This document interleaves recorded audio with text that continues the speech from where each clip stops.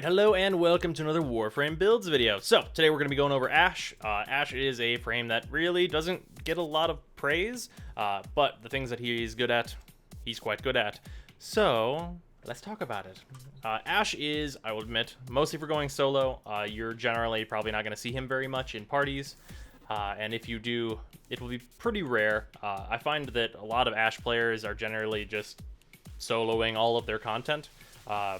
As best they can, like utilizing different weapons and just generally going solo. And for me, my solo Ash build is this. So this build focuses on being able to cast your abilities as much as you could ever possibly want to, really.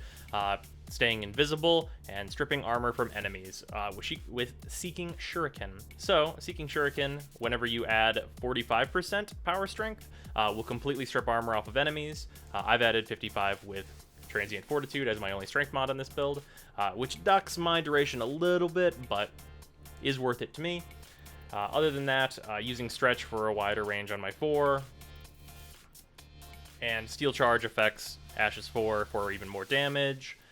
This build is just, in general, really good, and it works out great in pretty much all the scenarios I've tested it in that it should work out in.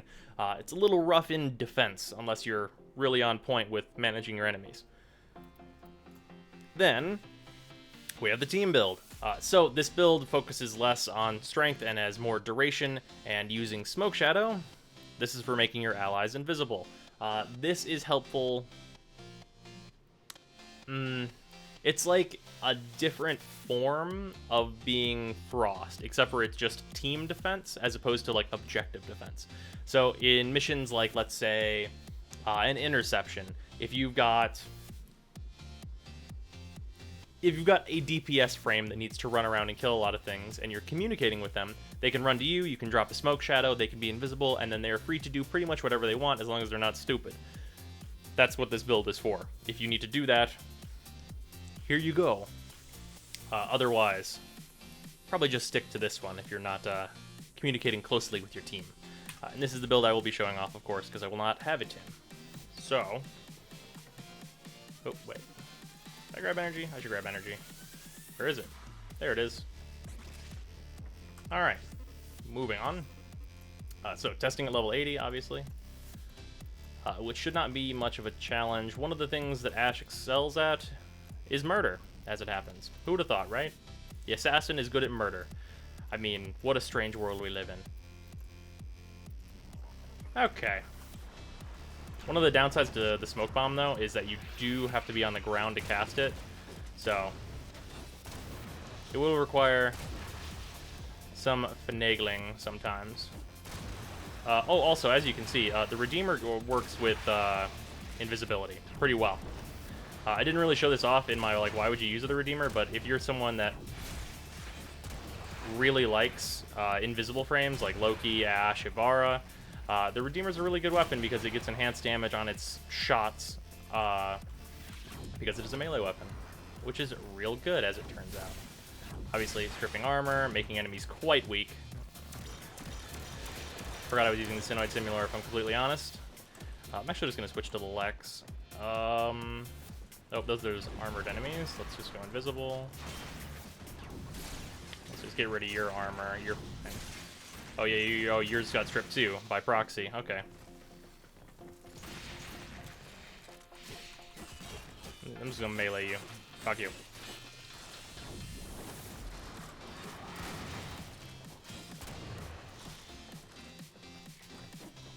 Is there not an enemy over here? Oh, you fucking... Ooh. I think that's everybody.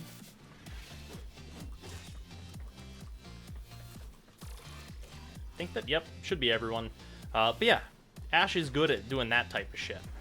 Also, Ash's go-to and ability that I think is going to be changed whenever he gets his updates, Bladestorm. We'll just show off what it does for those of you that don't know. Let's have 20 of these guys. Level 80's fine.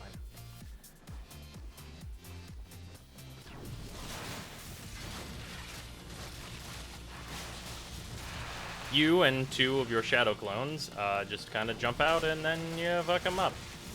I guess they're hologram clones, technically. I think they're called shadows, though, in the Codex.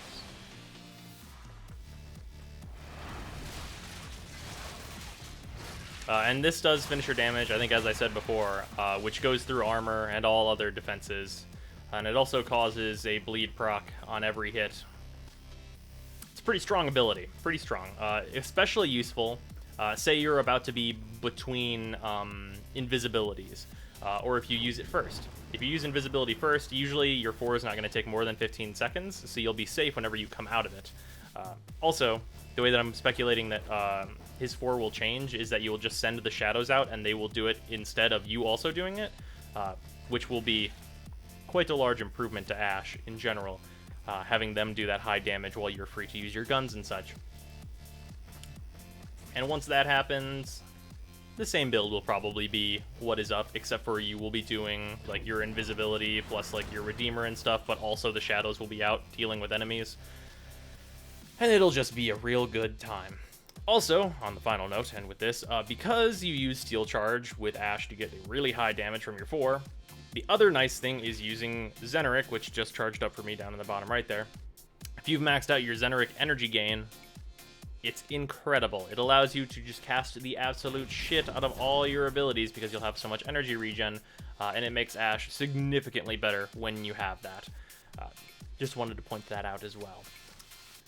So yeah, that's how I build Ashe. I hope you guys enjoyed it. I know there are other Ashe builds out there that I'm not as familiar with because they are also for going solo. But let me know what your guys' builds are in the comments, and I'll see you guys tomorrow.